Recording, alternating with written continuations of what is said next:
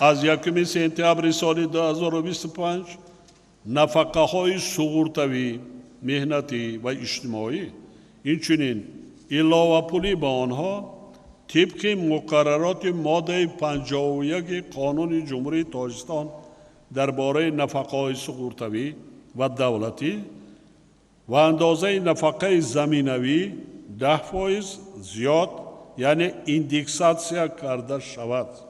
حد اقل مزد مهنت برای تمام ساحه‌های اقتصادی و اجتماعی به اندازه 1000 سومانی در یک ماه مقرر کرده شود. مزد مهنت عمل کننده کارمندان مقامات حفظ حقوق، خدمتچیان حربی و دیگر کارمندان این مقامات 20% زیاد کرده شود. معاش وظیفوی کارمندان دیگر مؤسسه‌های ساحه معارف، ساحه علم، فرهنگ، ورزش، تندرستی، مؤسسه‌های ساحه حفظ اجتماعی، مقامات حاکمیت و اداره‌کنی دولتی و دیگر مؤسسه‌های بودجتی اینچنین استیپندیاها 20% زیاد کرده شود.